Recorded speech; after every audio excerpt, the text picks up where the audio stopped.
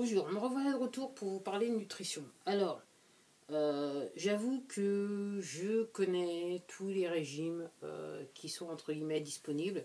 J'avoue que le dernier qui a attiré mon œil et qui me fait, voilà, qui m'aspire le dégoût, c'est un régime que je pensais qui était limité à l'Australie et je dirais les pays anglo-saxons en général.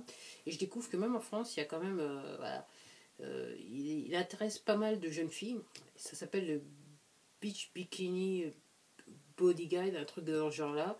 C'est un régime qui a été fait par une personne qui s'appelle Kayla Itsines, qui, entre guillemets, prône environ 1600 calories par jour. Il faut manger 1600 calories par jour, ce qui est un petit peu chaud vu que l'Organisation mondiale de la santé recommande 2100 et estime qu'en dessous de 2100, c'est la famine. La personne est en état affamé, donc 1600, c'est un petit peu chaud.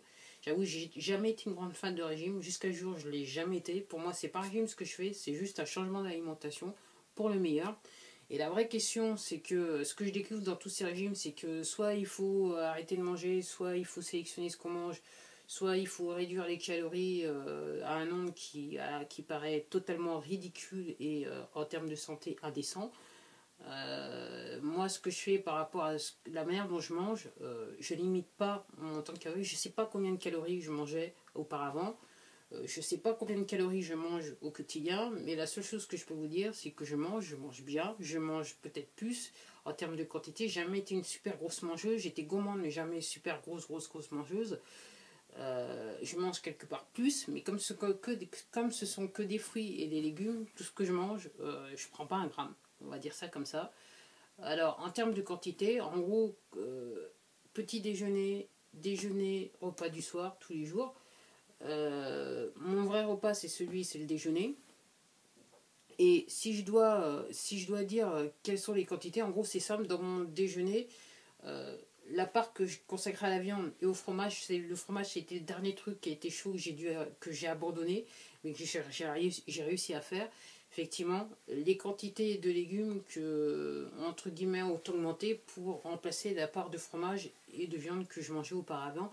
Et c'est vrai que mon assiette, c'est quasiment le double, voire quelquefois le triple de ce que je mangeais auparavant. Alors, si je mange hyper bien, à la fin du repas, je suis ballonné, mais c'est pas pour autant qu'une fois que la digestion est faite, c'est pas pour autant que je vais prendre des grammes en plus. Au contraire, voilà, je me stabilise. Quelquefois, j'ai l'impression qu'il se passe rien, mais en fait, oui, il se passe toujours quelque chose. Alors, je précise bien, je changeais d'alimentation et je fais des exercices très peu.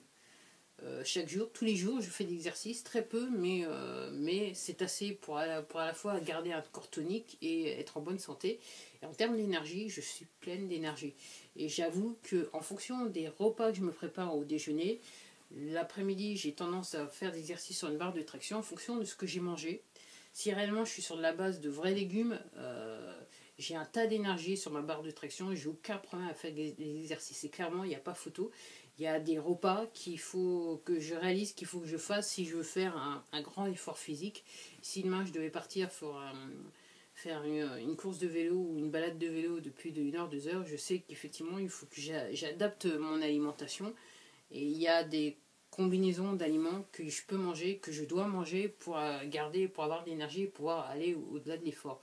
Donc en gros, je me limite pas, je mange toujours pareil, je suis toujours gourmande mais de manière différente puisque la saveur a changé. Voilà, je suis un petit peu plus sensible aux saveurs, donc les combinaisons sont différentes, mais en aucun cas je surveille mes calories, le nombre de calories. Je sais pas à ce jour, je sais pas combien de calories je mangeais auparavant, je sais pas combien de calories je mange actuellement, mais je me dis que la seule chose que je constate, c'est qu'après le petit déjeuner, entre le petit déjeuner et le déjeuner, j'ai plus envie de manger comme auparavant, et entre le déjeuner et le repas du soir, bien que je fasse des exercices en fin d'après-midi, j'ai pas faim.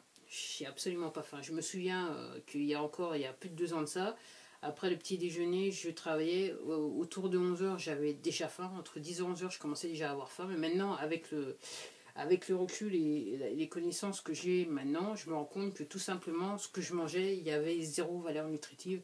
Donc c'était pour ça que j'avais toujours faim.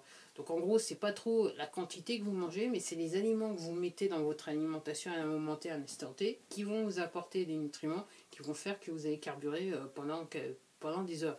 Et en fonction de ce que je mange, il m'arrive en faisant un déjeuner, de ne pas avoir faim jusqu'à tard le soir. Et ça, en faisant d'exercice en fin de journée. Donc pour vous dire que c'est tout à fait possible de survivre qu'avec des légumes et des fruits.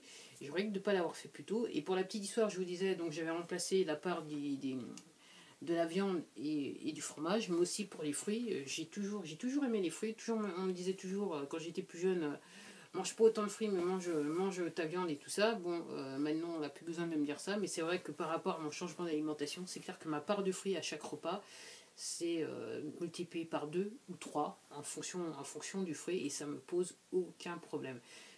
Comme je dis, même quand je parlais de ballonnement, c'est rare quand je suis ballonné, c'est réellement que les combinaisons, j'ai pas bien fait, ou j'ai réellement mangé à me faire péter le bidon, on va dire ça comme ça, mais même après ça, au bout de quelques heures, le ballonnement se disparaît. Et déjà, ça m'arrive rarement, peut-être une fois par mois et encore.